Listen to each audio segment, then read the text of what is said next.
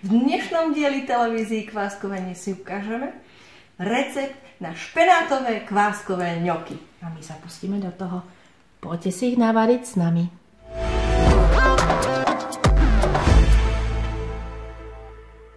Na špenátové kváskové ňoky budeme potrebovať hrnček múky a hladkej, najlepšie na kváskovanie. Hneď si tam spravím aj takúto jamku. Ďalej budeme potrebovať špenát, jeho 100 gramov. Potom mi zostala zo včera zemiaková kaša, čiže ju tam určite spotrebujeme. 150 gramov jej je, čiže dáme dovnútra.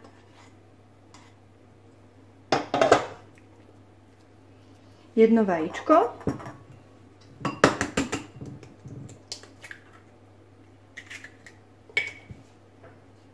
Trošku si tu múky asi pridám, že by to tu zostalo.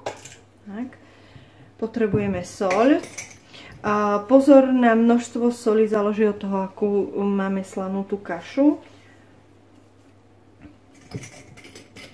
No a kváskové by neboli kváskové, pokiaľ by v nich nebola polievková lyžica materského kvásku, ražného chlebového. No, tuto mám pre istotu ešte odložené mlieko, keby náhodou bolo to cesto príliš hutné, alebo ak by tá konzistencia bola až príliš tekutá, tak mám pripravenú ešte múku. To, čo ma čaká, neminie, je len celé všetko spojiť v jednu kompaktnú hmotu.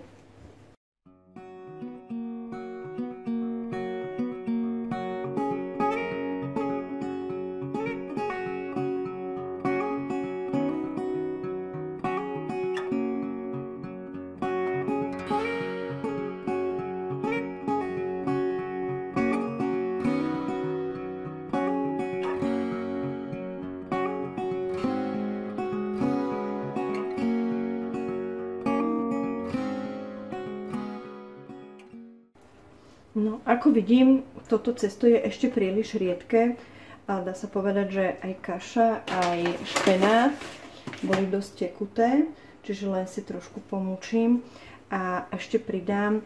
A dôležité je dostať vláčnu, trošku lepivú konzistenciu. Človek, keď začne, alebo gazdina, keď doma párkrát urobí tento recept, nepotrebuje vôbec žiadne gramáže, proste zostala je nejaká zemiaková kaša, tak si ju neodváži, proste ju tam dá, sype múku, dá tam trochu špenátu a už len čaká na to, keď dostane tú správnu konzistenciu. Veľmi záleží od toho, aké veľké vajíčko máme. No a ja myslím si, že toto bude asi aj konzistencia, ktorú by sme mali dostať. Ešte si zoškrabem. Tuto na prstoch je dosť ešte tekutá masa. No, pozbierame múku. Ak by sme tej múky tam zase dali veľa, pozor, už by to neboli ňoky, už by to boli skôr halušky, už by boli také viac tuhšie a kúzlo v ňokoch je skryté práve v tom, že sú naozaj také mäkučké a vláčne.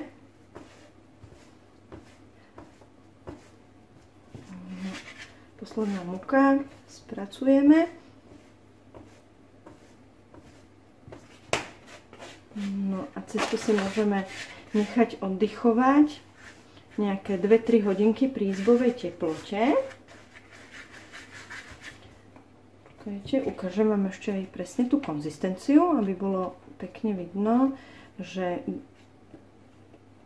kam sa máme až dostať. Dobre.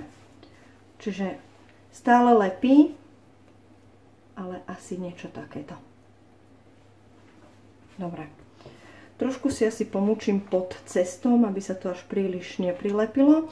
A cesto si nechám takto na doske, nech si tam pekne oddychuje, nech tam kvások pracuje, tie 2 až 3 hodinky spomínané. Prekryjeme si to nejakým neprízdušným materiálom. V tomto prípade je úplne najlepšia sklenená misa. Čago belo, dobrú noc. Vidíme sa asi o 2 hodinky. Cesto nám pekne prekvasilo. Nechali sme si ho asi 2,5 hodinky pri izbovej teplote takto pekne oddychovať. Krásne, oddychnuté. Potrebujeme si tie ňoky vytvarovať.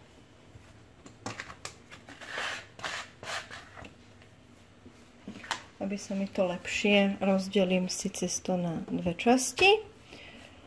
No, už len na pomúčenej doske poberiem si všetku múku, rozvalkám na veľkosť, akú ja chcem. Môžem mať mini ňoky, môžem mať obrie ňoky, to už je len na mne. No, pomôžem si aj túto tanier, na ktorý si ich budem dávať. No. A už len rýchlymi rezmi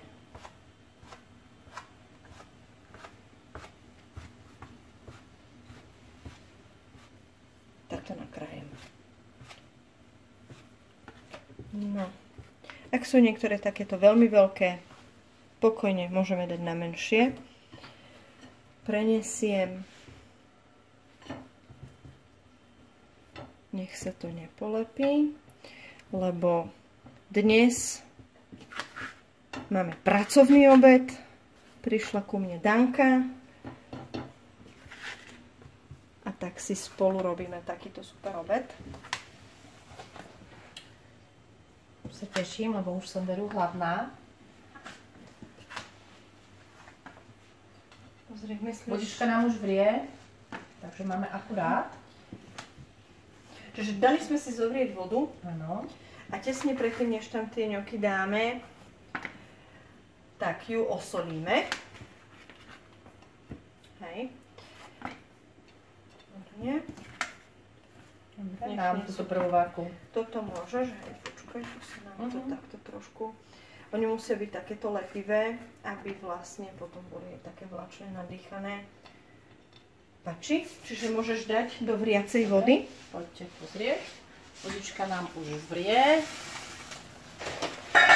Takže teraz to len zošuchneme. Jednu po druhej pekne do vody a počkáme si, kým vyplávajú na povrch. Vtedy budeme vedieť, že sú hotové.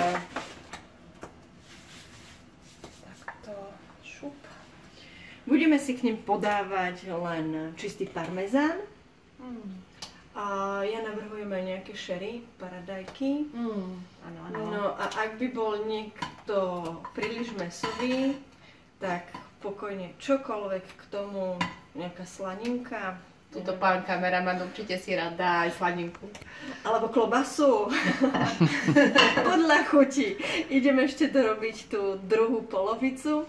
Poďme papať. A ak vás recept zaujal, budeme veľmi radi, ak nám napíšete teraz do komentára, s čím by ste si vy tie naše špenátové kváskové ňoky dali. Do kváskovania, priatelia. Do kváskovania, dobrú chuť.